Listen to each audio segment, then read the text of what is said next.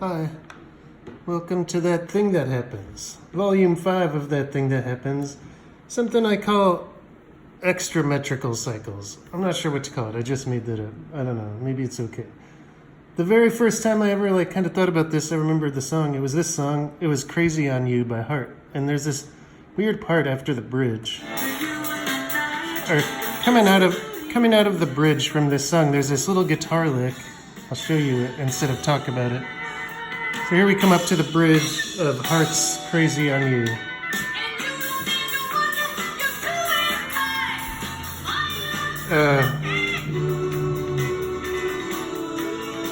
There it is. Sorry, here's the bridge. And listen to this little guitar thing. You probably recognize it if you've heard the song.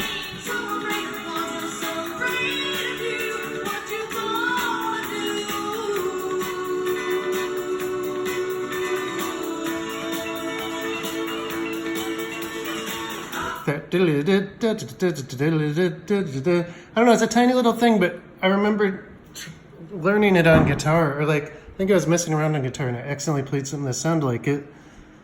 And then I noticed it doesn't line up with the meter. It takes 3 beats, but that whole song is in 4/4, and their guitar player just played it 3 times, and that's how he made it not clash so bad. And maybe that's why I never noticed it doesn't line up with the meter.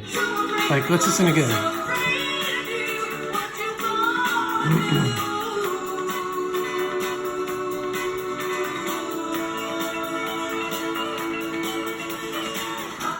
No, I'm not going to write that out because it's super weird, but I just wanted to play it because it's the first time I thought about it. It's just this. He goes through the lick twice. It doesn't really line up with the music, but it always popped out to my ear. Something I really liked. And then later, as I thought about it more, I realized it happens in all kinds of songs. And the next one I'll talk about is this one. It's called Ease Back. It's by the Ultramagnetic MCs. And it's in Kool Keith's verse in this song, which is kind of famous because the part I'm talking about gets sampled in a Nas song, but I forget what Nas song. Really hopeful, but you'll recognize it maybe. Okay.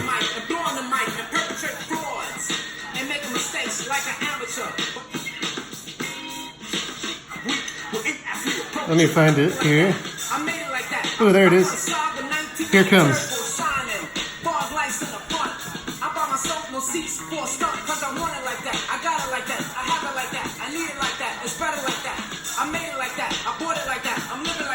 All right. Let's listen to it again.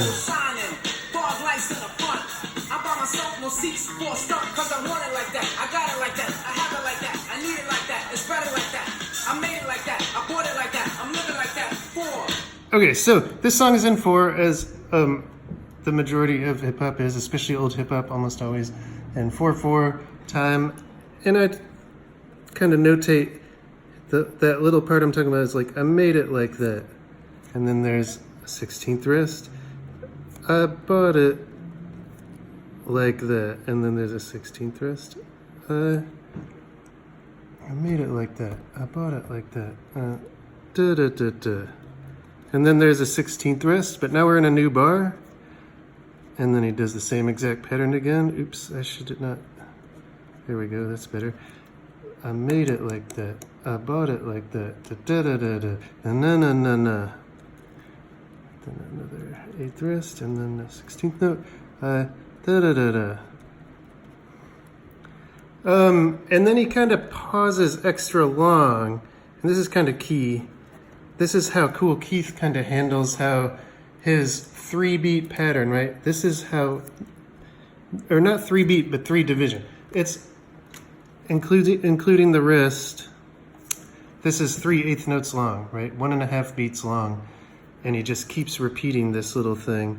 So 1.5 beats does not divide evenly into 2 measures. And so he just kind of starts it over after this. He does most of a measure worth of rest. And then he starts it over just like he did before. But he doesn't continue it this time. I'll show you what I mean again. I bought a Saab, the 1990 turbo, shining, fog lights in the front. I bought myself no seats for a stunt, cause I want it like that. I got it like that. I have it like that. I need it like that. It's better like that. I made it like that. So the way that Cool Keith kind of solves how to make it not land in the wrong place is by adding space, right?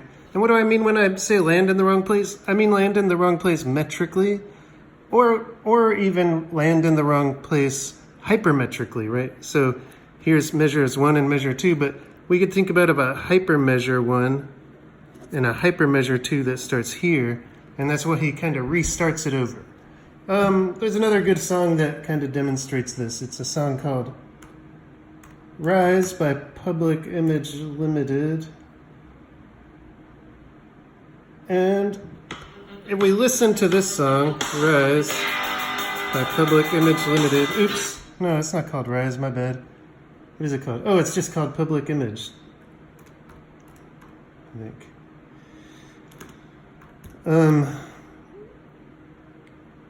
Yeah, that's what it's called. Here we go.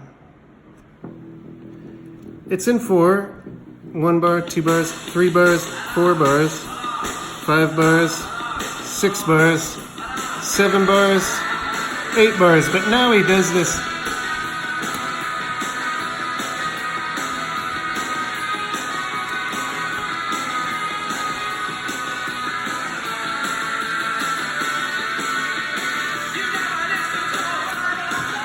So the lead guitar comes in and is doing this little riff, where it's like da da da da da na na na.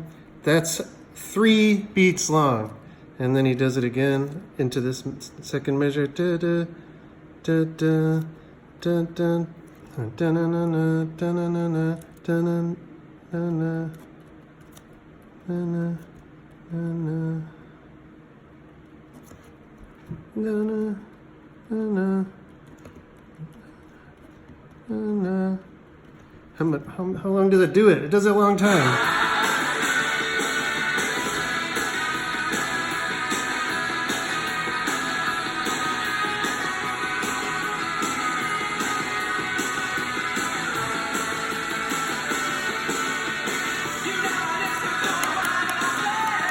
And then in measures 7 and 8, it does the same thing it did before. So check this out. I'm going to explain this instead of just write it down. Bar 1, bar 2, bar 3, 4, 5, 6, 7, 8. And those last 2 chords, which were like a 5 chord and a flat 7 chord, these 2 chords come back here. But the 6 bars before, while the bass stays the same, the lead guitar does this extra-metrical cycle, this 3-beat unit that does not line up metrically for 3 bars and does not line up hypermetrically for 6 bars. It's kind of confusing sometimes to talk about hypermeter. Let's do some color coding. So the meter here, we would say is like, here's the 1 bar, the 2 bar, the 3 bar, the 4 bar, the 5th bar, the 6th bar, the 7th bar, and the 8th bar. But then we could talk about the hypermeter, where every other bar sounds stronger. And so the hypermeter, here's the big 1st bar, 2nd hyper bar, we could call it a hyper bar if we want, 3rd hyper bar, 4th hyper bar, and finally, this is where we have to end up, right? So in order to land dead on, to fill up these last 2 bars, to finally land dead on at a metrical point that'll let us get back on the hypermeter, he just stretches it out. So far we've had these 3 kind of ways these go, right? The heart guitar player just did it for a tiny bit, and that way it didn't interrupt the meter too bad. Cool Keith added an extra space sneakily before he continued doing his extra-metrical cycle so that it lined up with the hypermeter. I forget who the guitar player is of Public Image Limited, but what they do is instead of like adding space, they just stretch the thing out. It lines up metrically after 3 bars, right? You could do some math to figure that out, like 12 divided by 3 or 12 divided by 4. like 4 groups of 3 or 3 groups of 4. That lowest common denominator or greatest common factor or that kind of math. You remember that stuff from school? That's what we're talking about. So if you have a cycle of 3 going and it happens 4 times, it will again line up metrically with your cycle of 4. But if you're in pop music, chances are you have a hypermeter that's 2 bars long. So even though you line up metrically, it's not going to line up hypermetrically unless you do it all again. So 4 times, 4 more times. Finally, you're back on the hypermetrical beat, on the 4th hypermetrical beat. And I think that's why the guitarist quits doing it there and just goes back to the chords. Let's look at another example. Very similar example from the Silver Jews, Trains Across the Sea.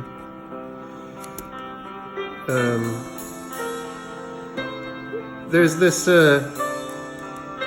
deceptively simple piano lick that happens in Trains Across the Sea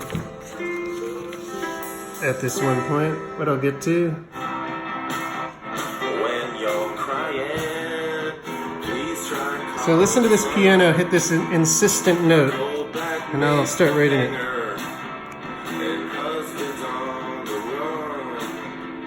I just got back from a dream attack that took me by surprise, and in there I met a lady. Her name was Shaded Sides, and she said,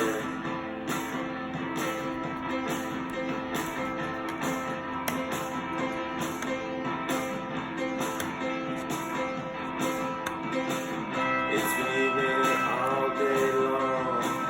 It's been evening all day long. Okay, I'm just trying this terribly. You may try this again. So this piano player, I'm not sure who's playing the piano in this band, starts doing these insistent 3/8 note long notes. It's not really like a pattern, it's just like a note, right? Dun, dun, dun. And let's look how it's the exact same kind of a situation as the Public Image Limited example, kind of. You'll see what I mean. Dun, is that right? Dun, dun, dun, dun. Yeah, and then the whole pattern will repeat. And I'm just going to use repeat bars because I'm lazy. Let's listen to that. Please try Carlton, a cold black maple hanger. Here we go. Her name was Shady. Here we go. 1, 2,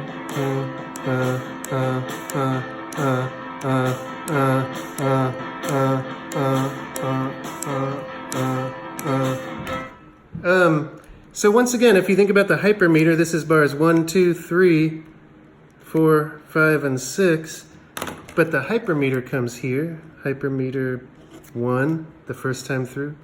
2, the first time through. 3, the second time through. And then we're set up for 4 here. I'm talking about groups of 2 beats, or 2 bars, sorry. A hypermeter that goes strong bar, weak bar. And so just like in the Public Image Limited version, the piano part, that piano note lines up metrically again after 3 bars, but it doesn't line up hypermetrically unless you do it for 6 bars. And that is exactly what the Silver Jews do. Both times it happens. Pretty cool effect. We don't have much time to talk about it in detail, but there's one obvious winner of this exact whole thing. And I took the time to transcribe it. And it works out hypermetrically too. And I'm just going to show you my messy version in the interest of time. And it's Ain't No Sunshine, Ain't No Sunshine by Bill Withers. Ain't no sunshine when she so it's the I know part, famous. Here we go. It starts on the second beat of a bar.